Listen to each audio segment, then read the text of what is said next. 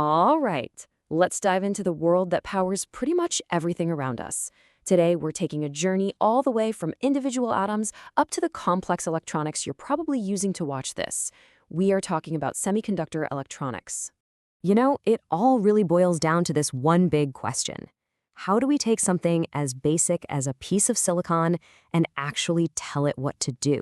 How do we get it to act like a switch or a gate or even the brain of a computer? Well, that's exactly what we're going to unpack today. So here's our game plan. We're going to start by looking at the whole spectrum of materials, then uncover the quantum secret that makes semiconductors so, well, special. After that, we'll see how we can actually engineer them with impurities, see what happens when we join them together to make a barrier, and finally, use that barrier to build our very first device, a diode. Okay, first things first. To really get what a semiconductor is, we need to see where it fits in the grand scheme of things. And honestly, it all just comes down to how easily a material lets electricity pass through it. I want you to imagine electricity is like water flowing through a pipe. On one end of the spectrum, you've got materials like copper. These are the conductors. They're like giant, wide-open fire hoses with almost zero resistance. Water just gushes right through. On the complete opposite end, you have insulators, like glass or rubber. These are like pipes that are totally blocked with concrete. Absolutely nothing is getting through. But right there, in that perfect Goldilocks zone in the middle, that's where semiconductors live. They aren't a fire hose and they aren't a brick wall. They're more like a valve that we can control. And that control, as you'll see, is everything. Now, when we talk about these materials, they basically come in two main flavors. You've got your elemental semiconductors, which are, pretty simple. They're made of just one type of atom. Think pure silicon, which is the king, or germanium. Then you have compound semiconductors, which are really precise chemical recipes, combining different elements like gallium and arsenic. And the key word there is precise. Getting that atomic ratio just right is absolutely critical. So what's the big deal about being in the middle? Why is that so useful? Well, the secret isn't just about how much they resist electricity. It goes way deeper, down to the energy landscape inside the atoms themselves. Okay, think of an electron's life like it's in a video game. For most of its life, it's stuck on the ground floor, what we call the valence band. Here, it's just hanging out, tightly bound to its home atom. Now, to do anything useful, like carry a current, it's got to level up. It has to make a jump to this high-energy conduction band, where it can finally roam free. But, and here's the catch, between those two levels, there's a forbidden energy gap. It's a barrier it has to overcome. And the size of that barrier, well, that changes everything. And this image right here shows it perfectly. Look at metals.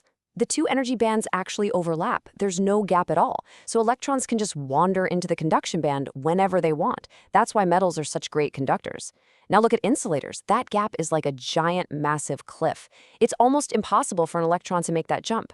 But then, look at semiconductors. The gap is small, it's manageable, it's not a cliff, it's more like a small step. And that means just a tiny bit of energy, a little warmth, the flash of light, is all an electron needs to get the boost to hop across. This right here is the secret to why we can control them. So let's take a closer look at a pure semiconductor. The technical term is intrinsic. When it absorbs a little bit of energy, say from the heat in the room, an electron gets excited, makes that small jump up to the conduction band, and now it's free to move around and carry current. But wait, it left an empty spot behind in the valence band. We call this empty spot a hole, and it acts just like a little bubble of positive charge.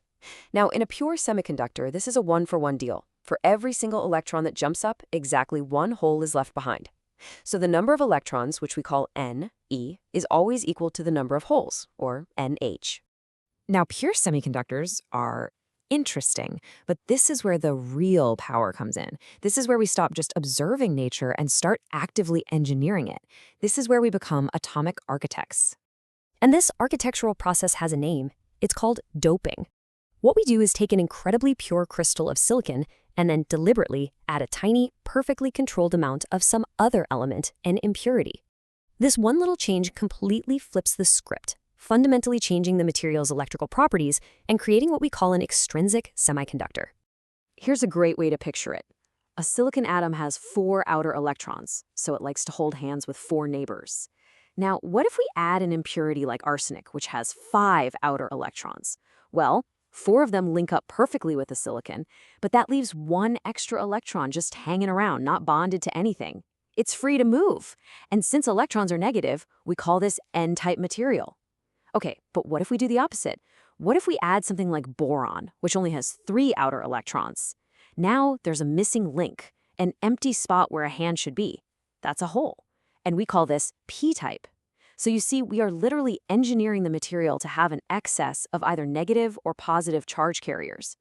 It's incredible. Okay, now this is a really, really important point that trips people up sometimes. Even though we have all these extra free-moving electrons or holes, the material itself is still electrically neutral. It does not have a net charge. How can that be? Well, for every extra free electron we add, we also added an atom that has an extra proton locked away in its nucleus. The charges are perfectly balanced, the material as a whole is neutral. And this law of mass action is just a neat little formula that says, at a given temperature, the product of the electrons and holes is always constant. If you force one to go way up, the other has to go way down. So we've engineered our N-type material with extra electrons and our P-type material with extra holes. The obvious next question is, what happens when we stick them together? This, my friends, is where the first real piece of electronic magic happens. The second these two materials touch, things get chaotic. You've got this huge crowd of electrons on the N side, and they see all this empty space, all those holes on the P side. So naturally, they start to diffuse across to fill them up. But this initial rush creates a very strange area right at the border. It's called the depletion layer because it's been depleted of all mobile charges. The electrons that moved left behind fixed positive ions on the N side, and they created fixed negative ions on the P side. This separation of fixed charges creates a built-in electric field, a junction potential barrier. It's like a wall that instantly forms and stops any more charges from crossing. So, we've built a wall, a permanent static barrier right in the middle of our material. That's interesting, I guess, but how on earth is it useful? Well, we make it useful by giving it a push. We take control of that barrier by applying an external voltage from a battery. The technical term for this is biasing, and you can think of it like having a control knob for that internal wall. Depending on which way we hook up the battery, we can either lower the wall to let current flow, or we can build the wall even higher to block it completely. So let's look at case number 1, forward bias. Here, we connect the positive terminal of our battery to the P-type side and the negative terminal to the N-type side. This external voltage directly pushes against that internal barrier field, effectively shrinking the wall. And once our external voltage is just a little bit bigger than the built-in barrier, bam, the gate swings open and a really significant current can flow right across the junction.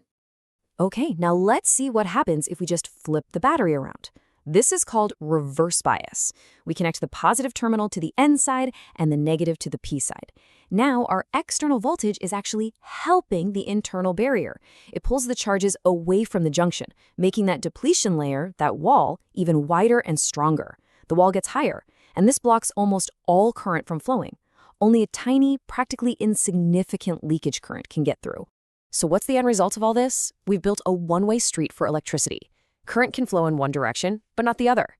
And this simple but incredibly powerful device is now officially called a diode. Its main job is something called rectification. It can take an alternating current, or AC, like the stuff that comes out of your wall socket that flows back and forth, and it just chops off one half of the wave. It turns AC into a pulsating direct current, or DC. And that is the absolute first step in powering nearly every single electronic gadget you own. This table here just wraps it all up for us. We went from pure intrinsic materials to engineered extrinsic ones. We created electron-rich N-types and hole-rich P-types. And we learned how to control them with the open gate of forward bias and the closed wall of reverse bias. And that really brings us to the final, most exciting thought. We've taken a basic element from the periodic table, we've engineered it atom by atom, and we've created a fundamental electronic component, a one-way gate. So the crucial question is this. If we can do this with just one p-n junction, what happens when we start putting 2 or 3 or a billion of them together? What other complex logic and powerful devices can we build? That right there is where the story of modern electronics truly begins.